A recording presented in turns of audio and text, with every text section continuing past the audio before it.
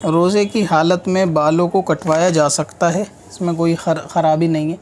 बाज़ लोगों के मुँह से कहते हुए सुना है कि बाल यानी फैमिली वाले ही कहते हैं कि बाल कटवाना है तो शाम को कटवाना, और तर्क उनका ये होता है कि जिस्म में तमाम चीज़ों का रोज़ा होता है। तो इससे मुराद ये नहीं है कि अगर बालों का भी रोज़ा है तो बाल नहीं कटवा सकते।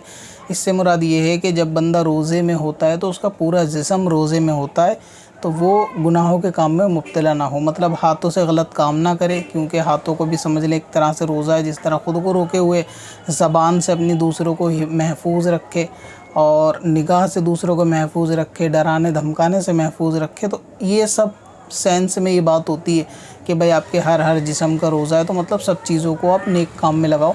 इसका ये मतलब नहीं कि आप बाल नहीं कटवा सकते। तो बाल रोज़े की हालत में कटवा सकते हैं, रोज़े पे कोई फ़र्क नहीं आएगा। ख़त भी बनवा सकते हैं रोज़े की हालत में, इसमें भी कोई दिक्कत नहीं। लर्न फास्ट, जैसा कि नाम से ही जाहिर है कि इस ऑप्शन के ज़रिए आप इल्म दीन फास्ट वे में सीख सकते हैं। इस फीचर में ईमेल पर पूछे गए लोगों के सवाल जवाब को ऐड किया जाता है।